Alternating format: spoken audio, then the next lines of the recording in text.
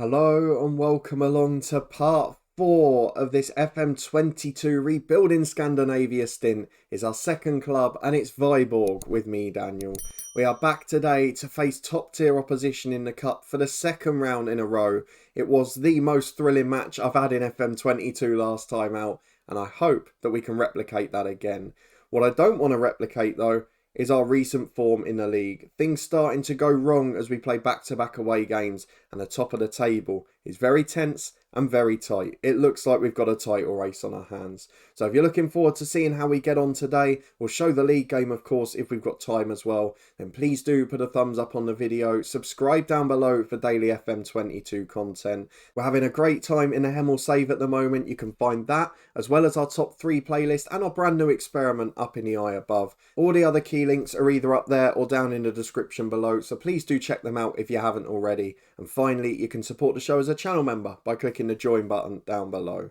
But we have got quite a bit to get through because our form's drying up, we've had a few injuries, bits of problems with fatigue, and it's starting to cost us. Because if we go and have a look at the schedule, since you were last here, it's not gone great, if we're being honest. We played 4 games this month. It started well, and then it all started to go downhill, and it basically failed as soon as we played good teams.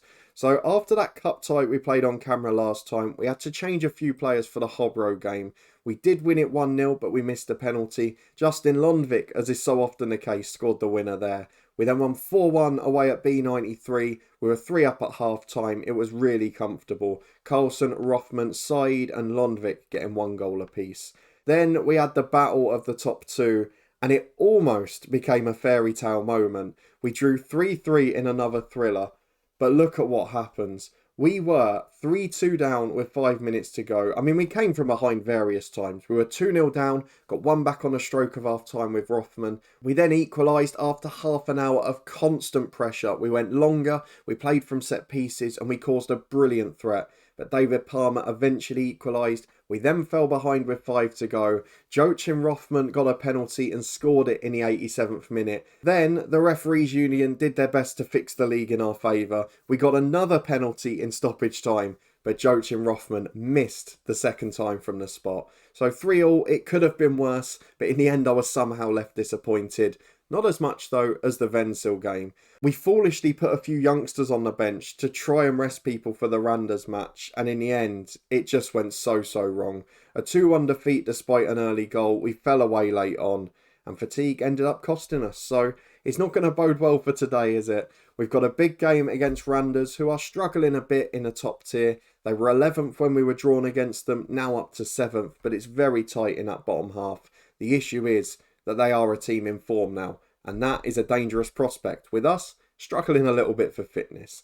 The dynamics are still pretty good despite those couple of poor results, and we are still top of the table, albeit only by 2 points now. So let's go and have a look at the team we can put out today. Randers at home, it is massive, and if it's anything like the last game, it's going to be very exciting. So let's see who's fit and who's not, and that is where the good news stops, because if we look at the team, and Yemby and Beck are both outside of peak condition. We've got Harbo struggling after a little knock on the bench. Frank and Carlson not back to full fitness over injuries. And I've got to now make the decision on which ones come in and which ones don't. So leave it with me for a moment and we'll come back to confirm the 11.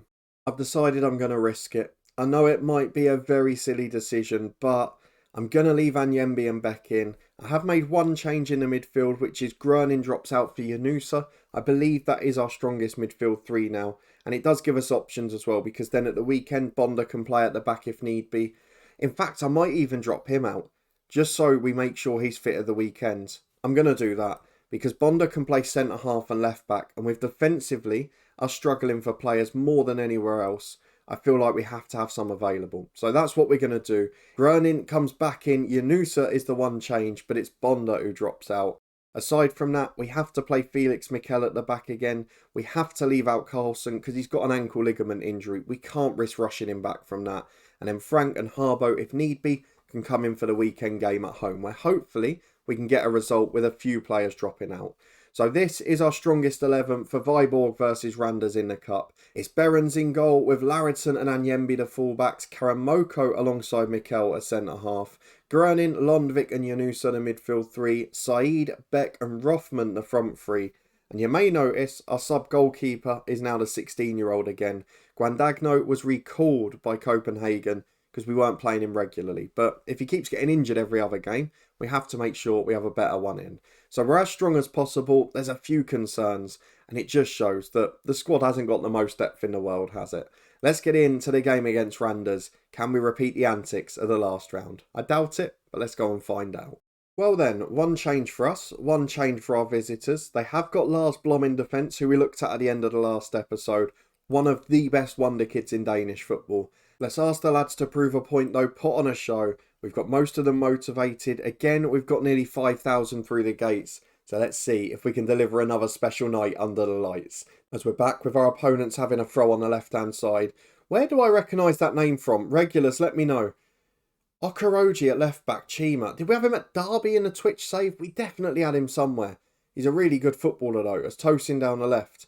Cuts it back to him again. Might have even been the Hemel one, as it's out to Zherka on the right. Into the box to Odie, good block. And it's cleared away on the right-hand side. Stays 0-0 with 10 minutes gone, but definitely Randers on the front foot. Though we've got a free kick at the other end with Lauritsen. Dangerous delivery into the box, but where's the man on the edge? He's got caught trying to get into the opposition area, and now they're away on the counter. Tosin down the left, almost conceded from our own set piece. That is absolutely ridiculous. Let me go and find out why there's no one on the edge. Well, there's supposed to be a man there, but he wasn't for that free kick. I haven't done anything wrong tactically. I just need the players to follow the instructions, but we're growing back into it, which is a sign. We've got to avoid getting caught out though. As we're back again with 25 minutes gone with Behrens in goal, time on the ball, don't know what he's doing with his footwork there, but goes long downfield to absolutely no one. Lars Blom gives it away though, the wonder kid gives it to Rothman on the left hand side, two in the box, back to Lundvik on the edge, forced a little bit high, he goes for the header and it's over the bar comfortably, didn't really have the power on it anyway. And now we've got to think about fitness because Anyembi already struggling at right back, Beck on the left wing not having a good game and not fit. I wonder if I'm going to regret those decisions as Mikel gets it in the centre circle to Karamoko. We've definitely been a better side the last 20 minutes or so. Saeed on the right wing can take on his man. Goes inside to Lundvik.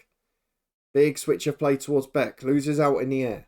Unfortunately, it's back on halfway with Lauritsen, but we've got possession and we've got a chance to stream forward again. Groening finds Saeed to Anyembi on the overlap. Gets to the byline, can cross it in, goes short to Lundvik instead. Lovely ball across the box, Rothman shots blocked, and Okoroji clears away.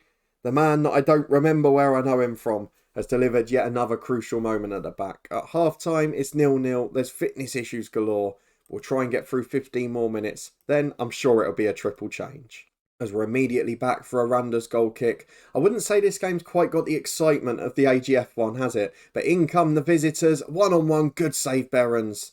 That could have been our first goal. I'm not convinced we're going to get 9 based on what we've seen so far. But if we could sneak through, it's another fabulous result. We are going to have to make changes though. The issue with the Tobias Beck one is we haven't got anyone that can play off the left wing. So what I'm going to have to do is bring on Palmer, switch Saeed to the left for now. I could put Rothman out there and put on a full striker, but Lundvik's struggling for fitness too. So I'm just going to leave it at that. I'm also going to take off Anyembi at right back. I'm going to bring on, who knows, probably Bonda. And then we'll switch Lauritsen to the right, just because we want him on the pitch with his set-piece delivery. And then we'll probably have to think about Lundvik soon, but I'm not sure how long Harbo's got in him. Did score the crucial goal in the last tie in extra time though, so might be the right man to bring on. We've got 20 odd minutes to go. Do I take off Lundvik or do I take off Grunin? That is the big question at the minute. It's definitely Harbo coming on.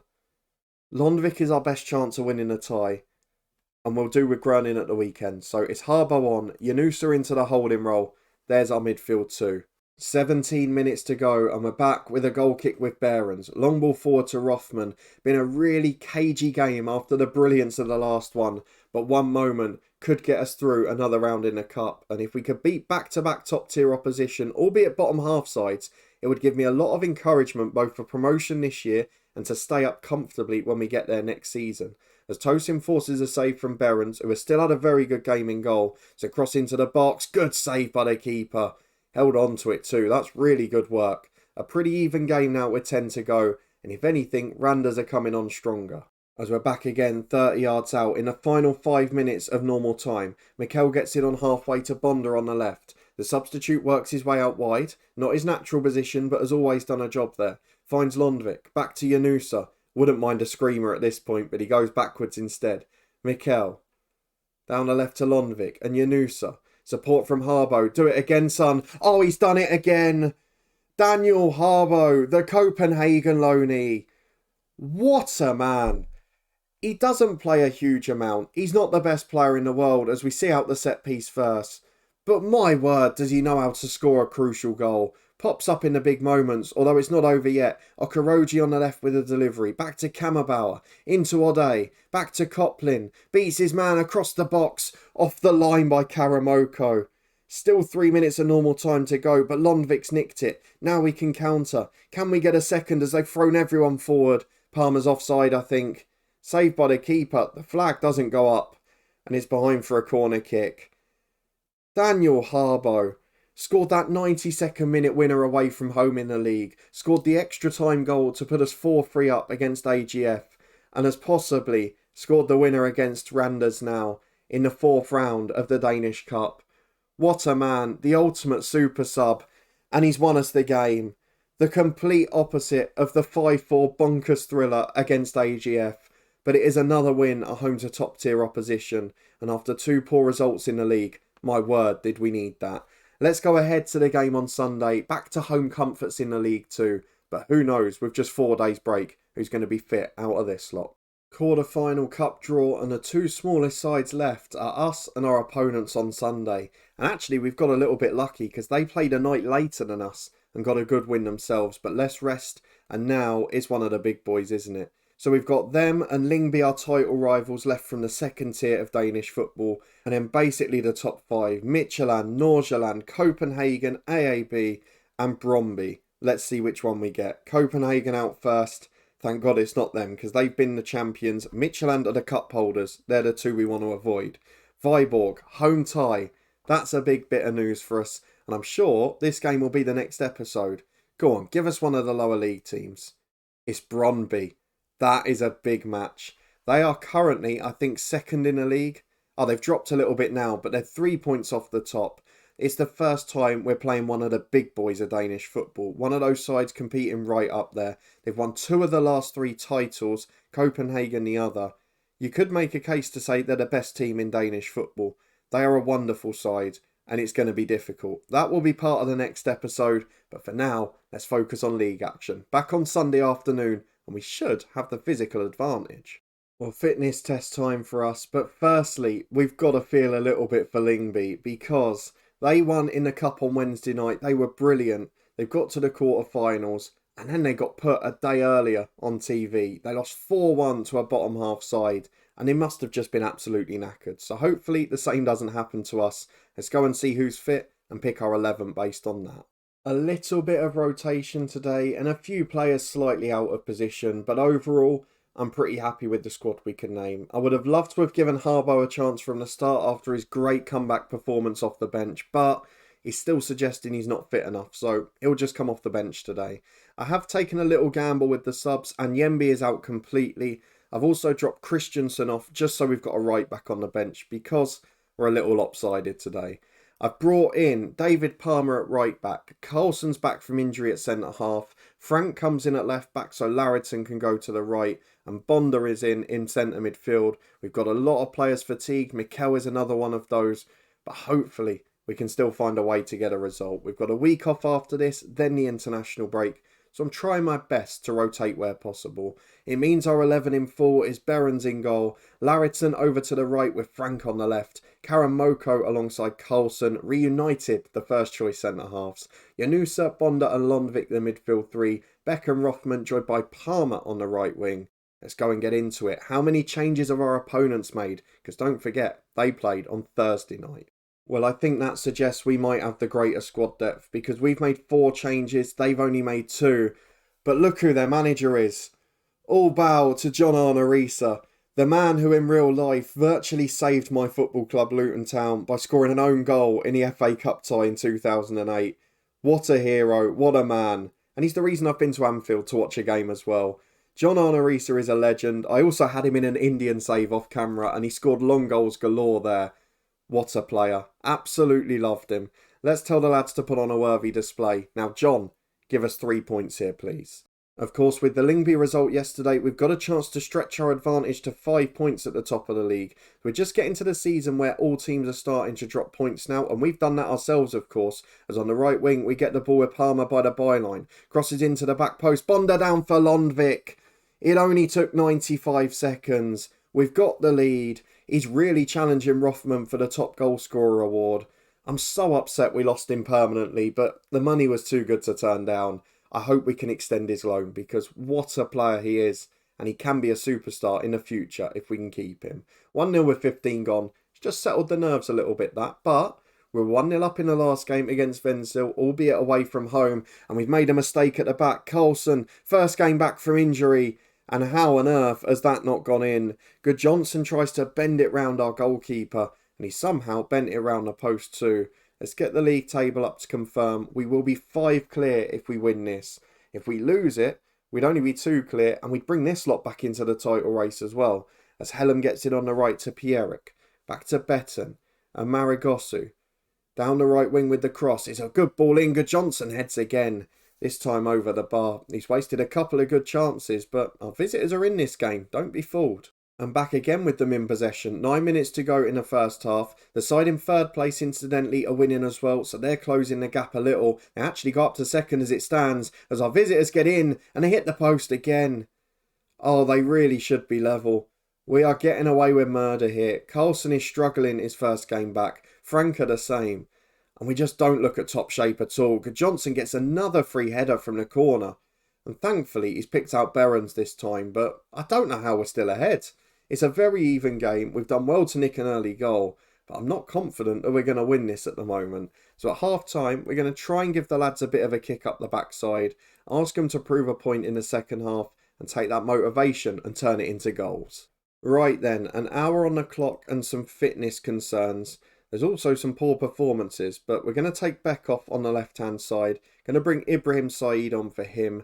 Lundvik's knackered and I can't risk an injury, so Harbo will continue his comeback. Who else can we bring on? I'm going to take Carlson off because it's his first game back. He'll be replaced by Felix Mikel. And Janusa in the holding role, replaced by Grunin, bit more experience. We'll save the last one 5 more minutes. It's probably going to be Franca off and the young right back on. But I'm not confident doing that at 1-0. Hopefully we can get a second before then. As Franca throws in from the left to Bonda. To Frank on the left-hand side again. Back to Grunin, the substitute. Big switch of play. Larridson on the right. We know he's got good delivery, but he's turning onto that left foot. Who can he find? No one. It's Grunin again. To Larridson and Bonda. To Harbo. To Palmer. Forced wide. The keeper's in no man's land. Tries to shoot. That's selfish. Hits the post. It stays 1-0. That was a chance. Should have scored it. Well, 15 to go. He's not the most tired player, but Frank is actually having a poor game. So I'm going to put Larridson back to his first position and bring on Lyshod at right back. He's not a good player. He's 1-star ability, but he's got a good personality. His key attributes are okay, and he can do a job for us. It's his natural position, and that makes all the difference. 15 to go, 5 subs made. Please hang on. Well, into 3 minutes of stoppage time. By no means have we been convincing in recent weeks, but we're starting to get gritty results. Although this ball's into the back post, it's not over yet. Pierik heads over. It was the final chance. There is the final whistle. We nick back-to-back 1-0 wins, 1 in the cup, 1 in the league. And we stop the rot with gritty performances and the results of champions. That's all we can ask for at the moment. We tell the lads that they've done well. We just try and build the confidence, because at the moment, we're running away at the top of the league. We had good news towards the end as well, as bottom side Kurga get their first point of the season by holding third place Nykabin. They would have gone within 4 points if they'd won that game, but what a time to drop points. Everyone's a little bit fatigued at the minute. The international break's coming at the right time, but we are top of the league by 5 points and through in the cup. You couldn't ask for more. I didn't realise that the side we played against, it was Lucas Ornborg. Why did I not see that name? Oh, he probably didn't play, that's why. But a young player is now on the loan list for them, and it gave us room to manoeuvre in a transfer window. Him going allowed us to loan Harbo, and I know which one I'd rather have. Let's go and have a look at the schedule though, because there are no prizes for guessing what we're coming back for. We will get through the next 3 league games. We played a bottom side at home and in 2 tough away trips where our form has just dried up a little. But then, Superliga champions, top team of the top tier Brøndby in a 2-legged quarter-final in the Danish Cup. Can we cause a 3rd shock in a row? I highly doubt it against this level of opposition. We are talking the highest level. A team that are playing European group stage football in the Champions League. A side that have got players worth multiple millions, on over 10 grand a week. They've got some good players that we know the names of as well. The likes of Johan Gudmundsson, a former Burnley winger. The likes of Josip Radosavljević, a former wonder kid in this game. There are class players throughout this side.